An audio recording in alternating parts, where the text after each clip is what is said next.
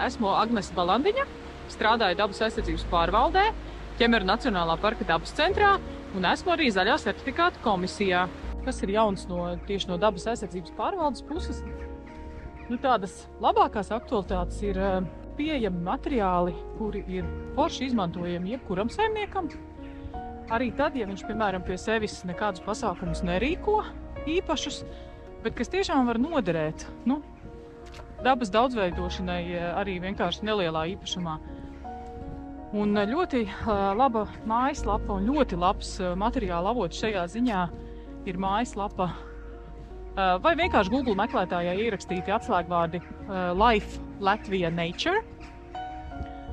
Un tur var atrast pirmkārt brošūriņu par ekspertu padomiem, kā savu īpašumu var padarīt dabai draudzīgāku, arī tad, ja tas ir pavisam neliels, vienkārši piemājas dārziņš, kā viņu izveidot tādu, lai viņš ir patīkamāks dažādām dzīvām radībiņām. Ja? Un tie padomi ir sākot ar putnu un sikspārņu būrīšiem, ar cīņu ar invazīvajām sugām, kas ir ļoti, ļoti aktuāla tēma.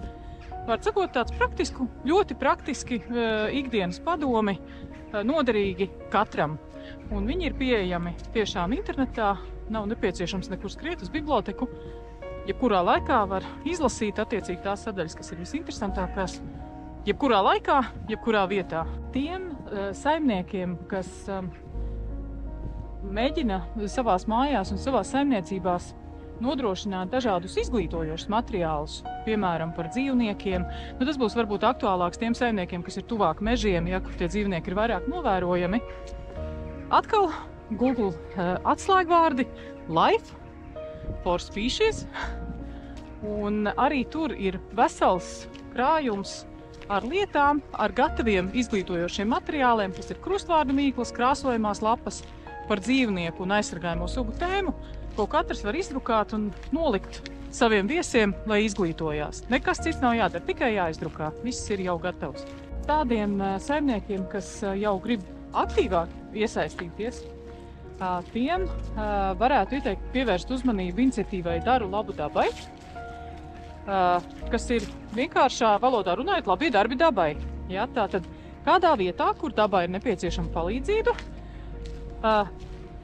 tie var būt zālāji, tie var būt krūmu telkas, varbūt ūdeņu telkas. Jebkurā vietā, kur dabai tiešām ir nepieciešama cilvēka palīdzība, mēs to izvēršam par publisku pasākumu, izglītojam cilvēkus, izstāstam, kāpēc tas ir vajadzīgs. Un šādi pasākumi var notikt arī pie saimniekiem, jo nereti tieši saimnieku īpašumā ir gan bioloģiski vērtīgās pļavas, gan gar mājām tek upītes. Ja, tā kā droši var pasakot arī savai šai te iniciatīvai, un ja ir interese, tad sazināties ar dabas aizsardzības pārvaldi. Iniciatīva Daru labu dabai vairāk būs nevis cilvēkiem individuāli, bet vairāk tādiem cilvēkiem, kas ir grupās. Tātad vai nu mēs organizējam pasākumu, kas ir atvērts ikvienam, vai mēs aicinam piedalīties kolektīvus.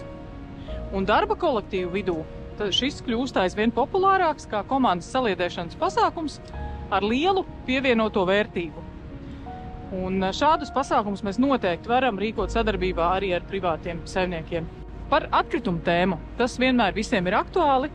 Tas, ko mēs darām no dabas aizsardzības puses, un tas princips, ko mēs mēģinam ieviest aizsargājumās dabas teritorijās, ir, ko atnesi, to aiznes. Šīs te āpšu zīmītes, kur šis aicinājums ir publicēts, ir pieejamas un varbūt izmantojams arī sadarbībā ar mums, tā kā, ja ir interese, droši var sazināties ar dabas aizsardzības pārvaldi. Un mērķis ir pieradināt cilvēkus savus atkritumus nest līdzi, vismaz no dabas takām. Ja, pilsētvidē tas ir mazliet citādāk, bet no dabas takām, dabā mēs aicinām cilvēkus pierast pie tā, ka neviens viņiem pakaļ neskries ar mazajām atkritumu urnām un visu savākt sev līdzi, pie reizes izglītojot arī, kā tad izdarīt tā, lai tie atkritumi vispār nerodās.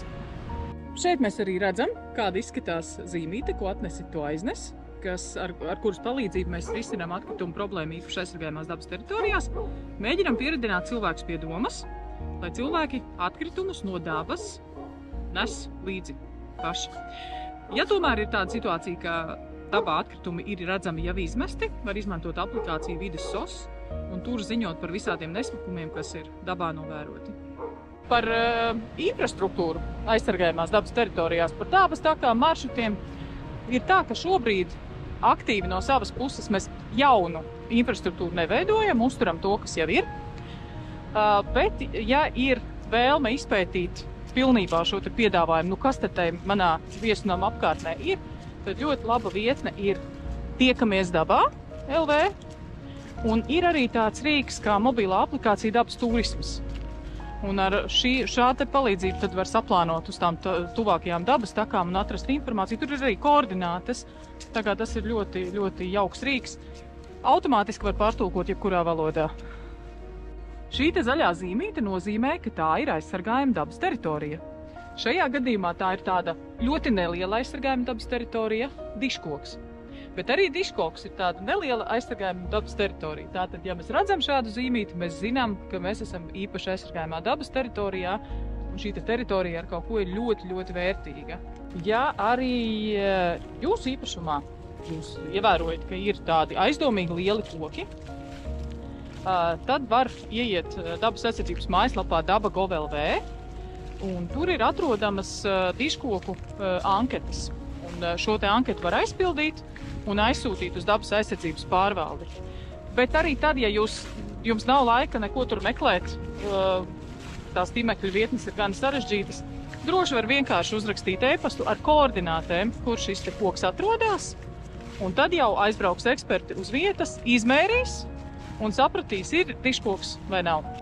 Un var paskatīties arī Ozolā, dabas datu bāzē Ozols, vai viņš gadījumā jau nav tur ielikts un reģistrēts.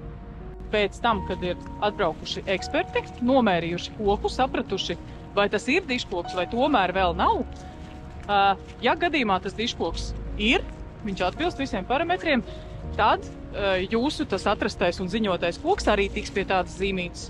Šīs zīmītes liek dabas aizsardzības pārvaldes eksperti. Dabas aizsardzības pārvalde regulāri organizē arī dažādas informatīvās kampaņas.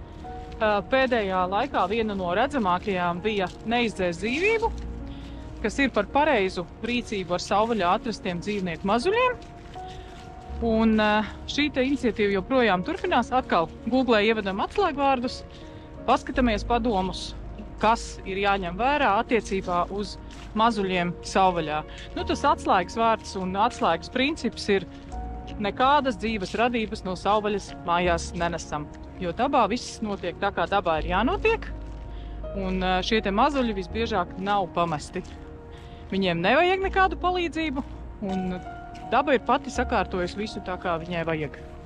Par roņu mazuļiem atkal pamata princips neaiztiekam, viņiem viss ir labi.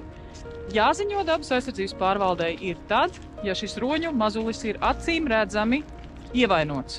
Ar asiņainām brūcēm, redzams, sakosts vai kaut kas cits viņam noticis. Visos pārējos gadījumos roņu mazuļi arī tāpat kā citi mazuļi brīnišķīgi tiek ar sevi galā, un par viņiem nav jāuztraucas. Viņi ir savās mājās, viņi tur atpūšas, un pēc atpūtas ieies atpakaļ jūrā. Vislabākais ir viņus netraucēt, tas ir brīnišķīgs ieguldījums ronēnu saglabāšanā.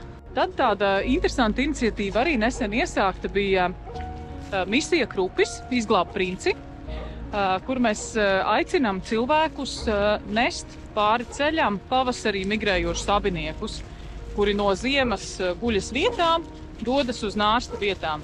Protams, ka ir jāievēro ceļu satiksmes drošības noteikumi, bet ja arī jūsu saimniecības tuvumā ir šāds ceļš, kas principā ir taisnas ceļa posms, nav bīstams cilvēkiem, tad arī jūs varat gan paši iesaistīties un nest šos krupīšus pāri, gan iesaistīt savus klientus, savus viesus.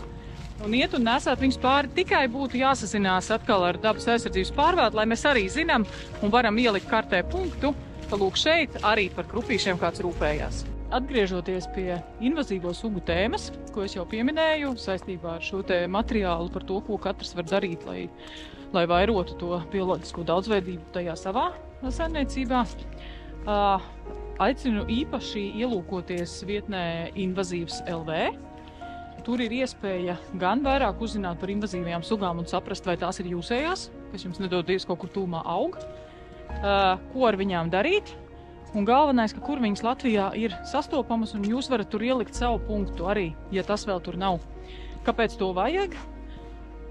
Tādējādi mēs gūstam plašāku izpratni par izplatību, un tad var labāk plānot tos apkarošanas pasākumus. Jo, ja ir pilnīgs priekšstats, kur šīs sugas ir sastopamas, tad tas palīdz gūt to kopējo ainu un priekšstatu par to, kas patiesībā notiek.